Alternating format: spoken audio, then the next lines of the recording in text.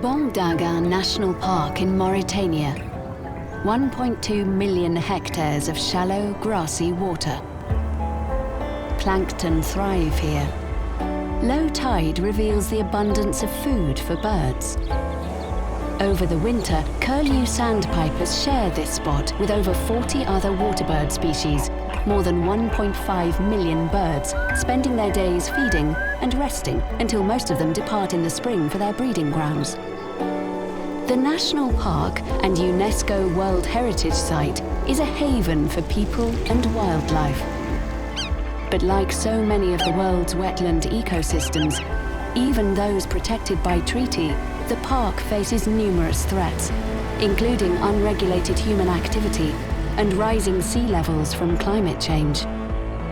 Managing these threats requires collaboration between local and international partners to monitor and protect these unique places. Migratory waterbirds have more than one home. Species like the curlew sandpiper rely on a network of critical sites that spans political borders. Each year, they travel from where they nest and raise their young to their wintering grounds, on journeys that can last weeks and span thousands of kilometers. Between these sites, most of them depend on staging sites, places where birds find predictable, abundant food and the opportunity to rest, to maintain the energy that powers their flights over land and sea. These staging sites are similar to service stations for people when driving on long trips. They are the specific locations waterbirds have evolved to rely on to complete their yearly life cycle.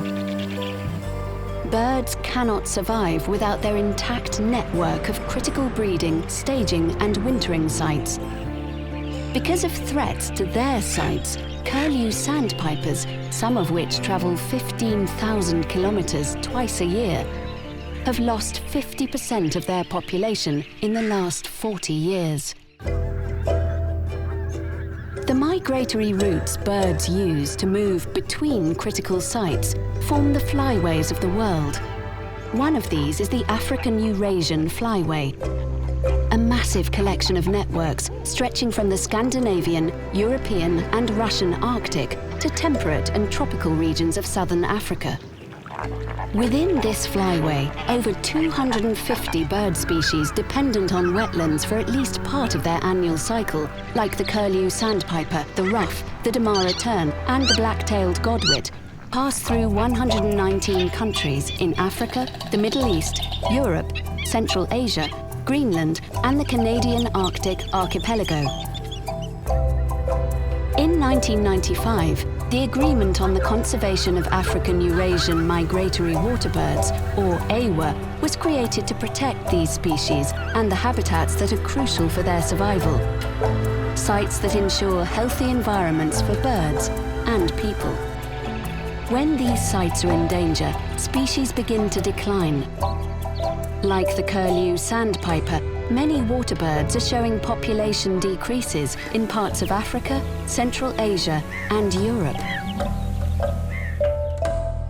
One such species in decline, the lesser white-fronted goose, departs in late August from its tundra breeding grounds in the Russian Arctic or northern Scandinavia, traveling up to 7,000 kilometers along multiple routes crossing 20 countries. Russia, Kazakhstan and Azerbaijan host significant staging sites. The geese use a range of habitats, including steppe grasslands and natural floodplains. Their wintering grounds are located in Greece and spread throughout the Middle East along the Black Sea, Caspian Sea and Persian Gulf. Although the species is legally protected, between 1998 and 2008, the population of this rarest goose within the flyway decreased by over 30% due to the loss of natural floodplain habitats and illegal killing across their migratory routes. Climate change is also altering their Arctic breeding grounds. Another species, the sociable lapwing, has a population of less than 16,000 today. These birds, named for their large congregations formed during migration, breed in loose colonies. They nest in steppe habitat where the grass is kept short by grazing animals. Prior to 1960, the lapwing's range included parts of southwestern Russia and much of Sudan. Today, this critically endangered species faces threats across its life cycle and has disappeared from many places because of illegal hunting at many sites and habitat loss from changed agricultural practices. The flocks that once formed during migration are now greatly reduced. And the lesser flamingo can be found in almost every sub-Saharan African country and along the Arabian Peninsula during the non-breeding season. But 75% of the global population and nearly the entire African population breeds in Lake Natron in Tanzania. Disturbances to their specialized habitat, such as changes in water quality or water levels, could have potentially devastating consequences for the entire species.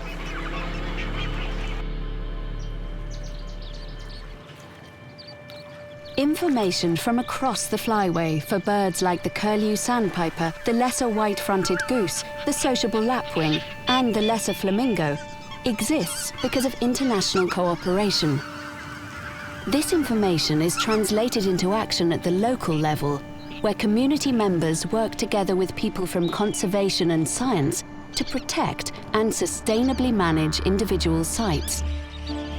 In the African-Eurasian Flyway, AOA joins these local and regional partnerships with national governments and other stakeholders under an international, legally binding framework. The critical sites in the flyway have been identified, information collected and made widely available, like the data for these places, means that countries can detect and manage issues at specific sites in a species' life cycle. With this coordination, birds and their environments have the best chance of being protected across the flyway.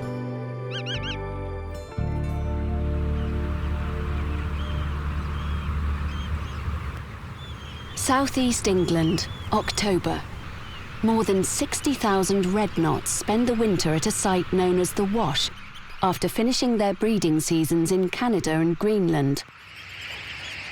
The juveniles and adults feed alongside Eurasian oystercatchers in the shallow waters. Prior to their arrival in England, a number of these birds stopped in the Wadden Sea World Heritage Site off the coast of the Netherlands, Germany and Denmark. There, they joined other red knots, some of which had arrived from the Russian Arctic. The sea, the largest system of tidal flats in the world, is a critical site for at least 40 different species of waterbirds.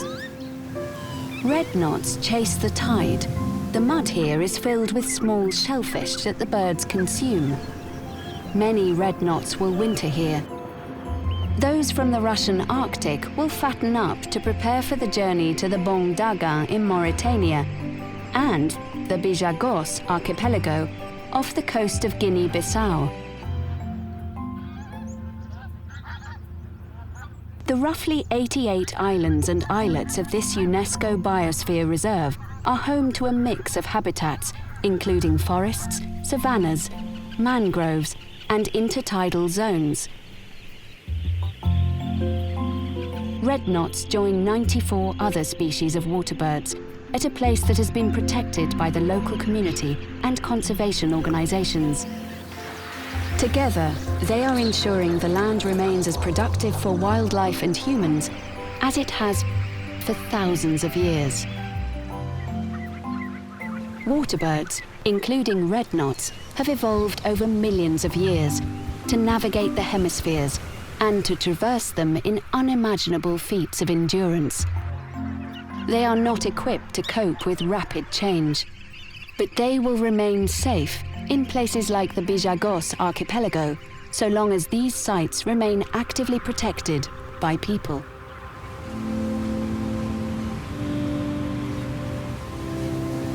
The recent decline of waterbirds means that our shared ecosystems are struggling. And because our water, our air, and our birds are not bound by borders, International cooperation, a flyway-wide approach is needed to create conservation actions that will conserve our wetlands and our birds. Providing healthy sites for birds means preserving clean food, clean air and fresh water for the communities that live nearby. Countries and cultures along the African-Eurasian Flyway share a common responsibility to care for the sites that we, and migrating birds, need to thrive.